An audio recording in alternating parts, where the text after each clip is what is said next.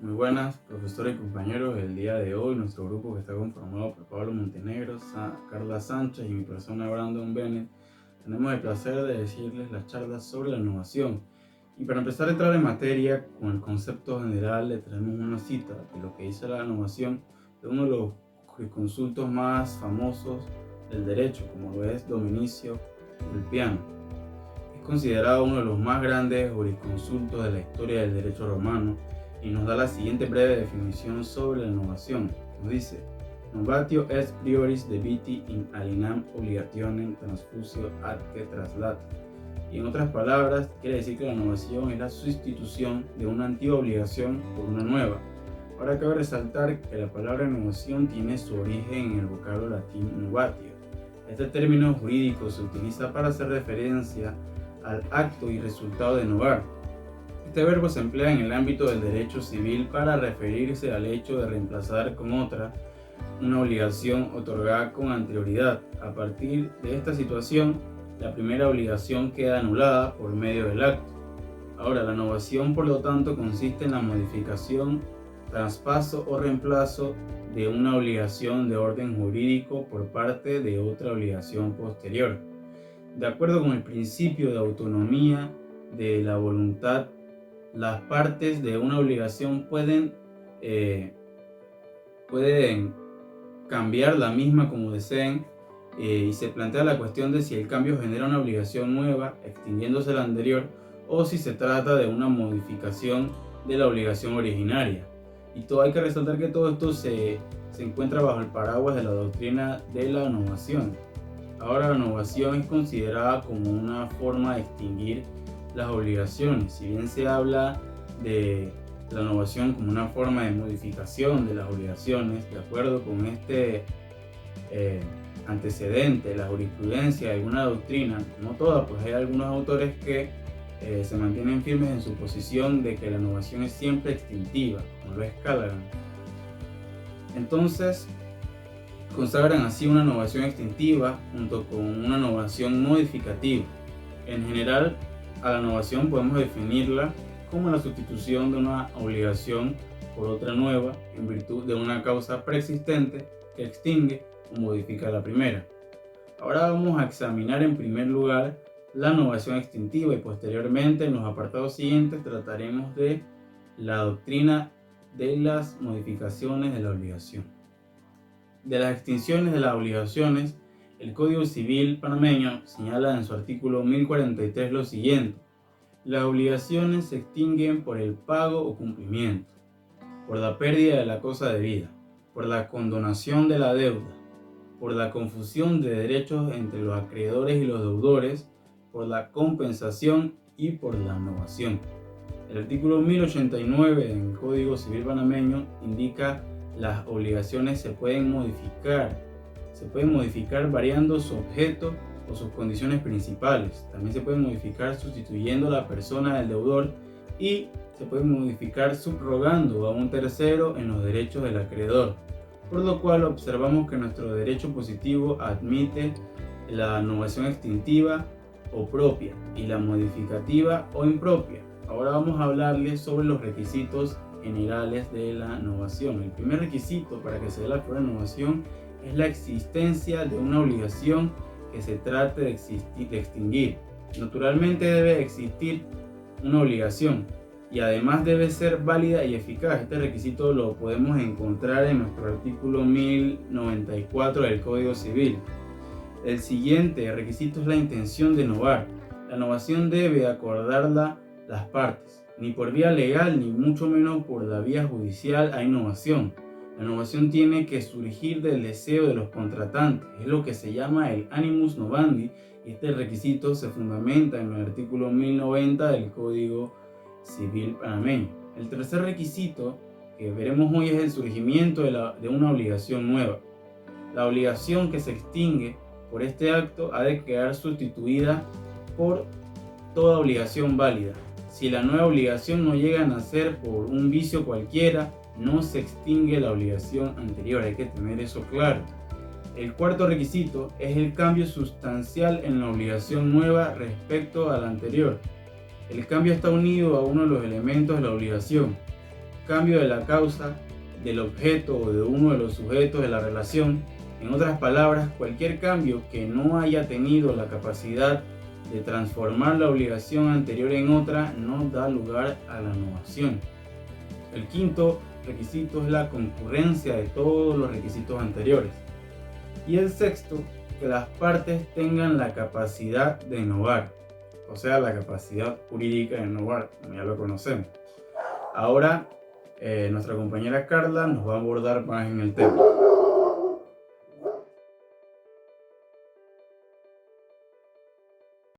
Hola profesor y compañeros, mi nombre es Carla Sánchez y yo les hablaré sobre los efectos de la novación. La novación tiene dos efectos, que son la novación extintiva y la novación modificativa, o también llamada impropia.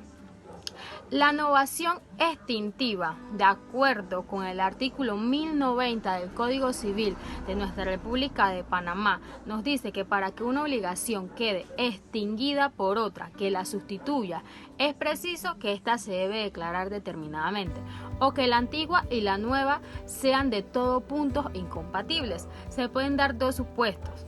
El primero es que las partes declaren que se extingue la obligación y se cambia por otra.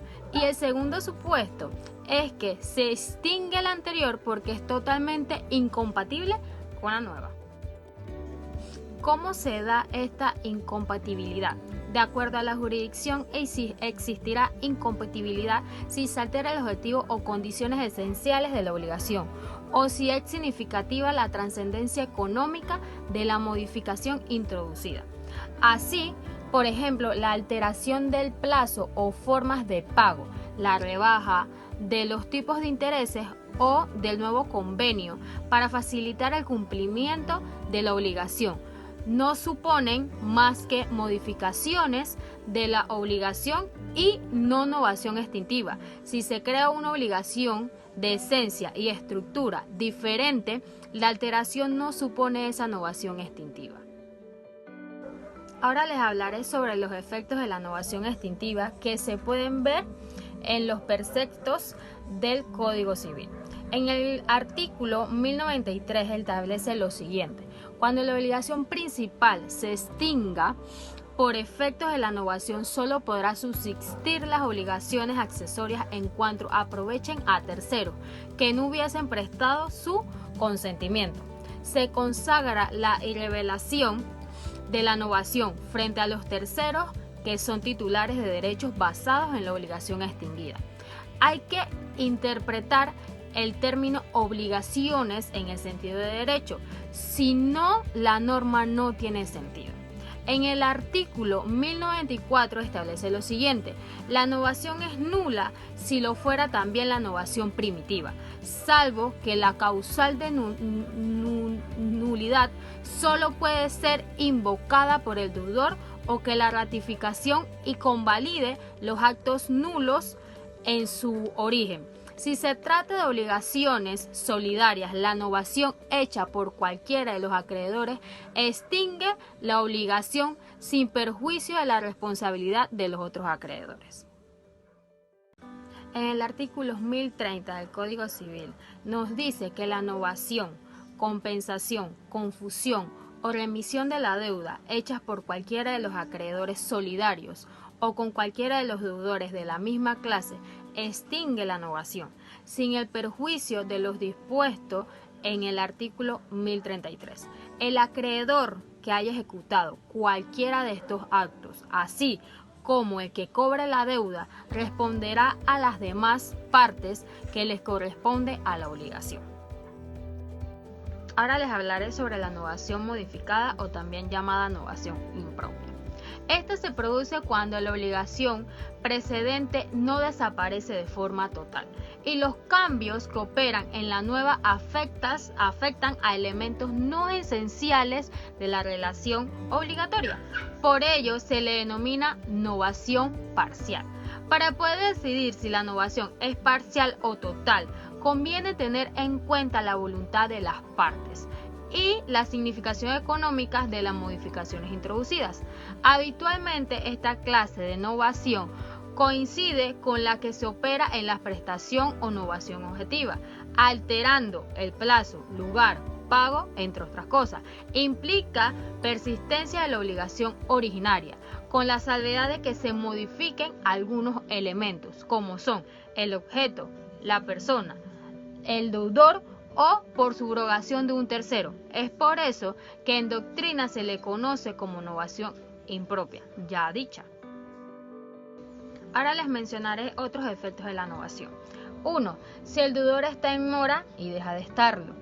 2. El plazo de prescripción se extingue y empieza a correr otro nuevo, con una nueva obligación. La obligación interrumpe la prescripción de la obligación novada.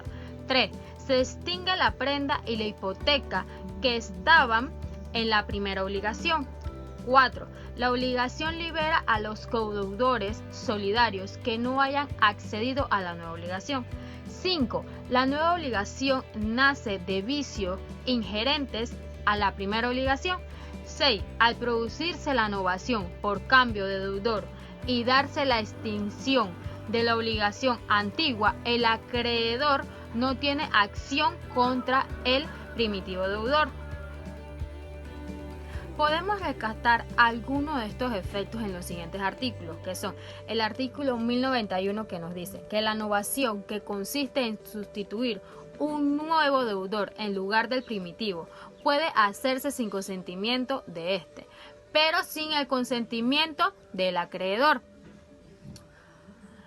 El artículo 1092 nos dice: la insolvencia del nuevo deudor que hubiese sido aceptado por el acreedor no hará revivir la acción de éste contra el deudor primitivo, salvo que dicha insolvencia hubiese sido anterior y publicada o conocida del deudor al delegarse su deuda.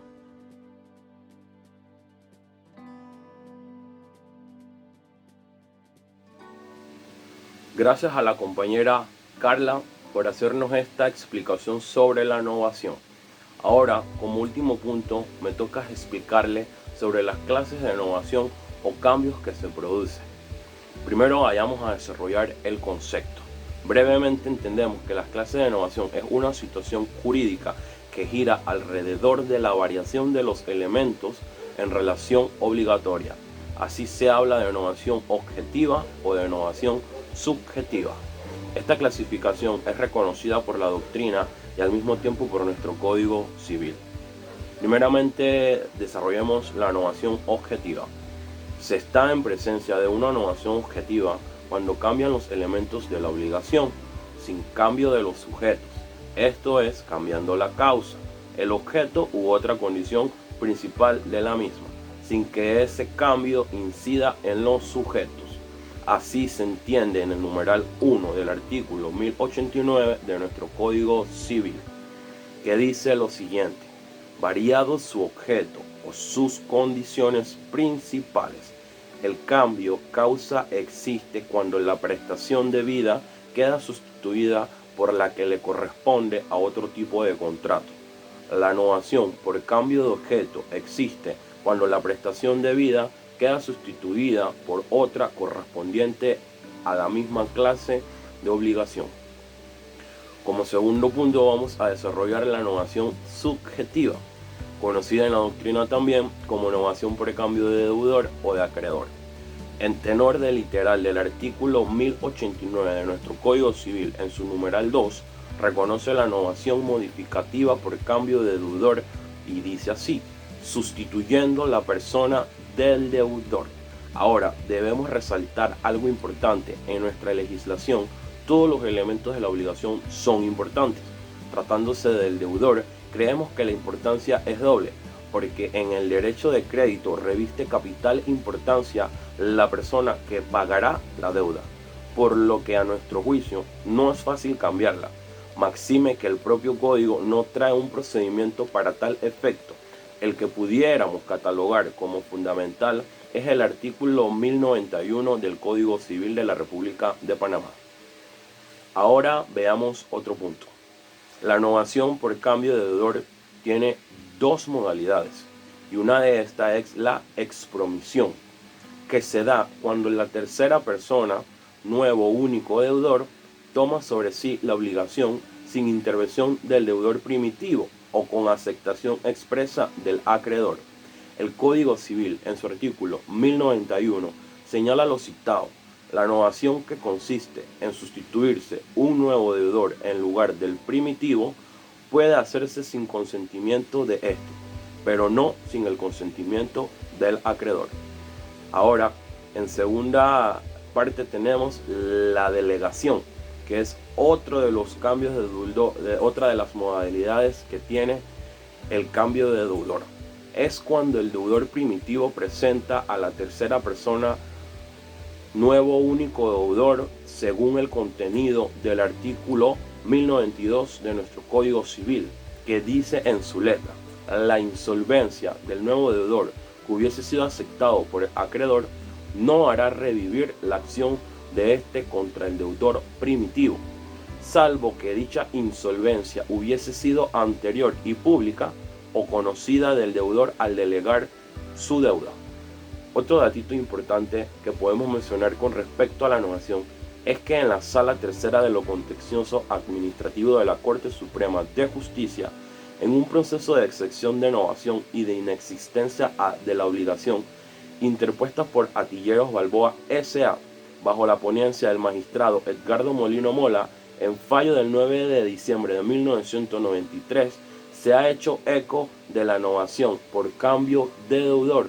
Ha reconocido que está admitida la existencia de una novación netamente modificativa por el elemento pasivo de la obligación.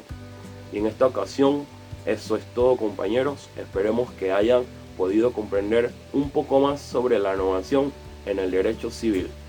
Gracias por todo y nos vemos en la próxima. A continuación los dejo con un pequeño video para refrescar todo lo que hemos aprendido sobre la novación. Bye. Hola, soy Daniela Mayorga. Hoy les voy a hablar sobre la novación como uno de los modos de extinguir las obligaciones. Primero que todo debemos de partir en qué es la novación.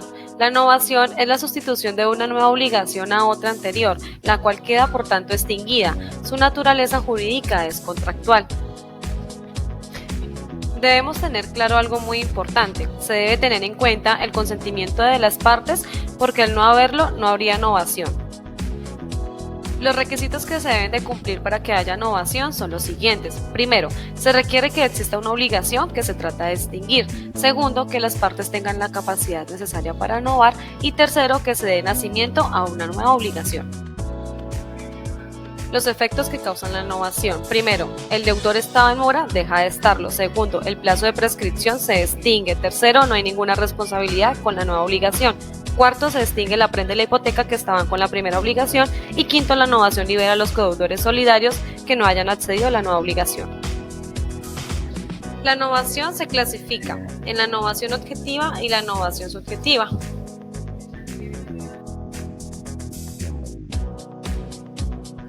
En la novación objetiva aplica cuando el acreedor y el deudor sustituyen la obligación primitiva por otra. Y en la novación subjetiva se sustituye al acreedor, y para esto se requiere además del acuerdo entre el acreedor que se sustituye y el sustituido. ¿En qué casos no hay novación? En uno de los casos en los que no encontramos novación son cuando hay ampliación del plazo, añadir o quitar una especie, solo se cambia el lugar de pago y la nueva obligación se limita a imponer una pena. Entre ellos son uno de los casos en los cuales no encontramos novación.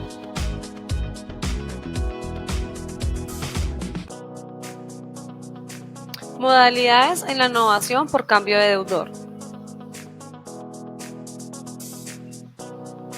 Que el deudor primitivo acepte, o también una delegación. Para que sea perfecta, el acreedor debe consentir en dejar libre el primitivo deudor.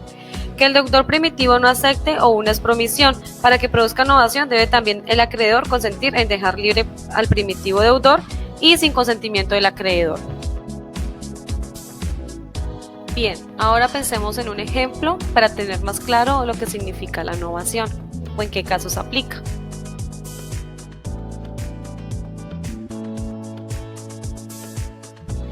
En el caso de un arrendatario de un local en el que el actual arrendatario traspasó el local a otro arrendatario autorizado por el arrendador, En este caso se produce una novación. En los términos del contrato se produce un cambio parcial. El contrato en sí sigue existiendo como tal, pero se ha producido una modificación parcial.